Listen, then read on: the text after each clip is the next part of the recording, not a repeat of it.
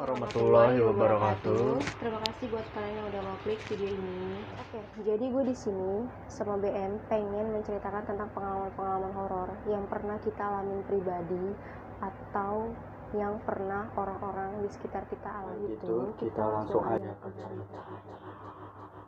Nah, sebelum kita ke ceritanya, jangan lupa klik like, comment, and subscribe supaya kalian bisa support terus channel ini dan kita bisa terus ngasih cerita-cerita horor yang lainnya. Jadi cerita ini gue alamin 1 tahun yang lalu. Waktu itu gue ngekos di salah satu daerah Jakarta Pusat. Ya awal mulanya sih fine-fine aja, kayak selayaknya kosan biasa. Sehari 2 hari gue tinggal di situ, gue masih ngerasa aman dan gak pernah ngerasain hal-hal yang aneh. Nah, pas di hari yang ketiga ini, gue udah mulai ngerasain hal-hal yang di luar nalar manusia. Gangguan pertama yang gue alamin waktu itu pas gue baru pulang kerja. Kurang lebih jam 9 malam kalau gak salah, itu gue lagi santai-santainya. Tiba-tiba kipas angin di kamar gue jatuh sendiri dong. Anjir, kaget gue. Lo bayangin, kipas yang lagi berdiri, lo tau kan kipas yang berdiri itu nggak digantung, bukannya digantung, yang berdiri, bener berdiri, nggak disenderin, itu tiba-tiba jatuh di depan komuk gue. Sedangkan di kamar itu gue sendirian, nggak ada siapa-siapa, nggak ada temen gue juga, karena emang gue ngekos sendirian. Dibilang takut ya takut lah anjir, orang gue ngeliat banget jatuhnya tuh kipas di depan muka gue. Kagak kena apa-apaan, tiba-tiba jatuh, bener-bener jatuh di depan muka gue. Lo bayangin, kayak kipas sengaja ditarik atau nggak didorong, sedangkan di belakang kipas itu aja tembok dan emang nggak ada orang lagi selain gue. Ya udah, akhirnya gue coba strongin diri gue positive thinking. Nah, karena kejadian kemarin, besoknya nih gue ajak lah tuh cowok gue sama temen gue itu ngumpul di kamar kosan gue. Nah, di sini nih yang menurut gue gila. Nah, si temen gue ini nyusul, karena kan gue sama dia juga beda gawean kan. Gue balik jam 5 sore dan dia balik jam 7 malam. Jadi kan gue balik ke kosan itu diantar sama cowok gue. Nah, di sini nih yang menurut gue gila. Jadi kan gue balik ke kosan itu diantar sama cowok gue. Nah, si temen gue ini nyusul, karena kan gue sama dia juga beda gawean kan. Balik jam 5 sore dan dia balik jam 7 malam. Nah, pas banget abis azan maghrib, cowok gue keluar nih ke balkon karena dia pengen ngerokok. Jadi kan kamar gue AC. Nah, kalau ada yang mau ngerokok emang pasti ke balkon, karena kalau nanti ngerokoknya di kamar gue ngap dong, karena kan kamar gue kecil. Pas cowok gue lagi asik-asiknya ngerokok, lo mau tahu, cowok gue ngeliat temen gue dong keluar dari kamar gue. Temen gue ini ngelewatin cowok gue dengan santainya, tapi anehnya dia nggak negor. Dia menurut cowok gue ya udah, mungkin dia buru-buru kali pengen beli something gitu ke bawah. Nah, selesai cowok gue ngerokok, udah dong kayak biasa dia langsung ke kamar. Nah, terus cowok gue langsung nanya sama gue, si Bella ngapain tuh turun? Mau beli apaan? WA Gi, nitip air dingin buat gue, kata cowok gue gitu. Terus gue bingung dong. Jawab lah, apaan sih lo? Orang Bella aja balik kerja nih jam 7. Sedangkan pas cowok gue nanya, itu masih setengah 7 kurang. Gimana caranya Bella bisa ada di sini? Nah, si cowok gue batu nih, pas ngomong kayak gitu dia nggak percaya. Karena emang dia itu ngerasa ngeliat si Bella. Udah tuh, terus dia kepo dong, dikiranya gue bohong sama dia. Nah, akhirnya cowok gue nyuruh tuh buat gue, ya udah FC Bella aja kalau nggak percaya. Si Bella juga udah bilang sama gue dia balik jam 7. Gue FC depan muka dia. Kita FC lah si Bella, kita V-call ya kan. Dan ternyata lo mau tahu, ngangkat V-call gue tuh dia lagi ada di kerjaannya. Lo bayangin, jadi cowok gue gimana? Gue langsung ngeliat ke muka dia, gue ngakak ya, karena emang gue kira dia halu tau gak, bohong ngeliat si Bella, tapi dia batu. Hanya gue kira dia bohong, karena kan gue tahu dia bohong sama enggak. Pas dia ngelihat Bella ada di kerjanya, muka dia tuh kayak panik banget, kayak shock, bener-bener kayak kaget. Udah, dia kaget tuh, shock. Terus dia ngomong gini, itu Bella juga dengar, kata dia anjir. Terus tadi yang lewat depan bacot gue siapa? Jelas-jelas itu tuh Bella banget, pakai daster gue yang warna hitam, lo bayangin katanya. Sedangkan daster gue yang dia maksud itu lagi kotor keadaannya, lagi direndam di kamar mandi.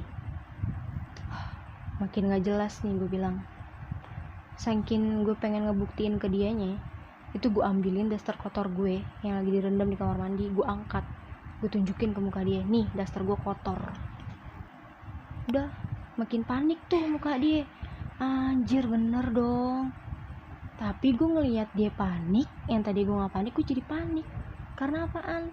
Karena gue yang tinggal di kamar itu. Tadi dia ngeliat, katanya Bella keluar dari kamar gue, sedangkan Bella ada di kerjaan. Terus siapa yang keluar dari kamar gue? Malam gue baru banget semalamnya itu gue ngalamin yang kipas angin jatuh. Nah, disitulah langsung gue ceritain ke cowok gue. Ya sekarang gue ngerasa cowok gue gak mungkin ngarang atau bohong lah, karena kejadiannya pas banget beda sehari sama kejadian yang gue alamin semalam. Jadi menurut gue masuk akal. Nah, di hari berikutnya, yaitu hari Sabtu, pokoknya tuh kurang lebih habis asaran, gue lagi bebenah kamar. Terus gue ngeliat ibu kos gue tuh lagi ngobrol sama orang yang kamarnya di depan kamar gue. Gue ngedengar kalau ibu kos itu nanyain yang namanya si Sumi, yaitu anak kos yang kamarnya pas banget di sebelah kamar gue. Kata si ibu kos ini, si Sumi udah 5 hari gak kelihatan. Jadi kosan gue ini satu rumah sama yang punyanya. Dan ibu kosnya itu selalu ngeliat dan merhatiin setiap anak-anak kosnya beraktivitas. Jadi pas si Sumi 5 hari ini gak kelihatan, dia sadar. Karena ibu kos gue ini menurut gue tipe orang yang perhatian dan peduli banget sama seluruh anak-anak kosnya. Jadi dia langsung mastiin ngecek ke kamarnya Sumi. Dia ngetok berkali-kali dari kemarin, itu gak ada respon sama sekali dari si kamarnya Sumi ini. Dan ibu kosnya itu juga udah ngehubungin ke nomor Sumi, ke WhatsApp Sumi, tapi gak ada yang aktif. Jadi semalam terakhir dia itu ngetok kamarnya Sumi sekitar jam 10 malam. Tapi masih sama aja, gak ada respon sama sekali dari kamarnya si Sumi. Dan dia pikir mungkin Sumi udah tidur, karena posisi udah jam 10 malam. Akhirnya besoknya dia ngecek lagi, pas banget sore ini nih, yang pas gue lagi bebenah, itu dia baru ngecek lagi. Dan ternyata masih sama, kamarnya gak ada respon juga, kekunci.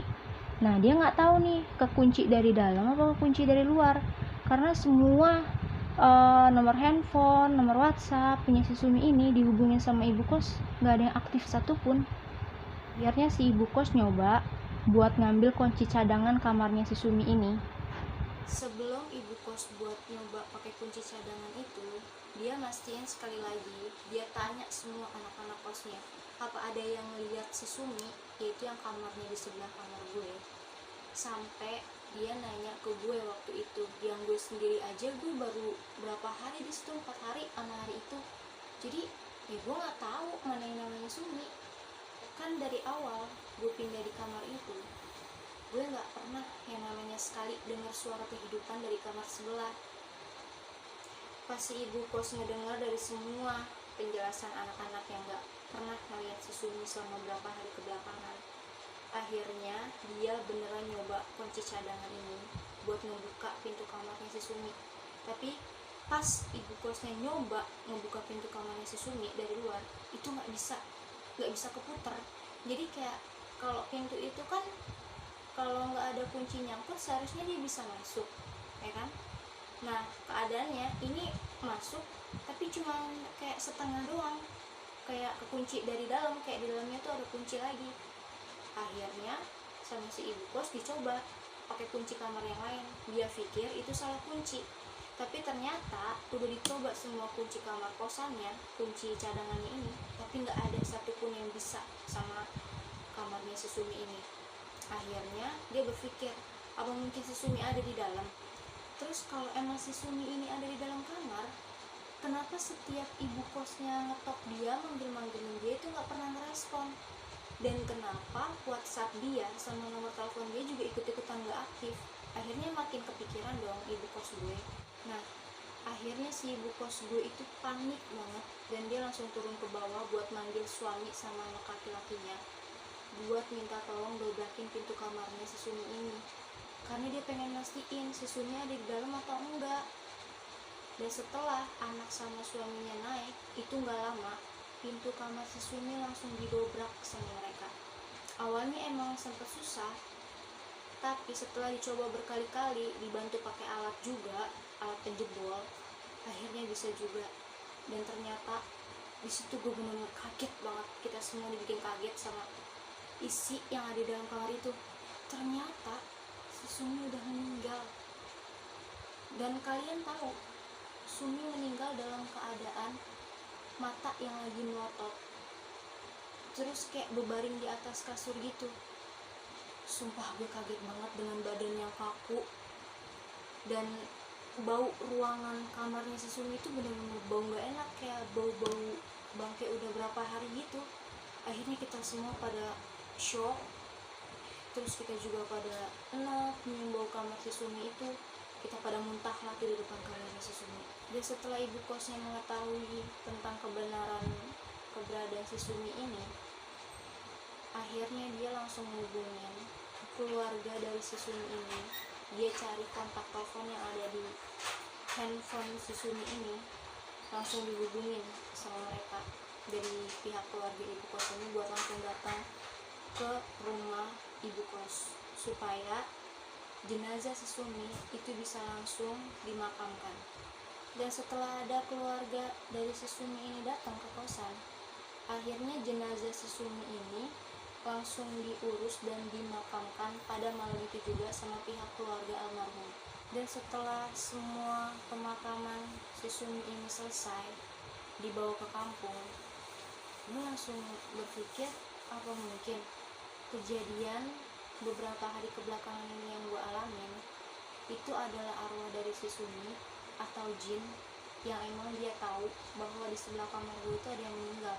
Ya wallahualam sih, tapi setelah itu gue langsung ngerasa, wah berarti setelah ini udah gak bakalan ada apa-apa lagi, gue udah ngerasa aman. Karena meninggalnya si Sumi ini udah diketahui sama orang-orang dan jenazahnya juga langsung dimakamkan hari itu juga. Jadi gue berpikir, oh ya udah, berarti gue nggak akan ngalamin kejadian-kejadian yang aneh lagi nih. Ternyata enggak, malahan setelah almarhum si Sumi dimakamkan, itu kejadiannya malah makin parah. Gue makin banyak banget dapat teror-teror yang makin gak masuk akal. Dan menurut gue teror-teror ini itu malah makin lebih menyeramkan lah dari teror-teror yang pertama sebelum Sumi ketahuan meninggal ini. Oke guys, jadi itu dia ceritanya. Buat kelanjutan ceritanya bakalan gue upload lagi di video berikutnya. Terima kasih banget buat yang udah nonton, dan jangan lupa di like, comment, and subscribe. Dan jangan lupa klik lonceng supaya kalian bisa support channel ini dan gak ketinggalan video-video horor lainnya. Bye bye.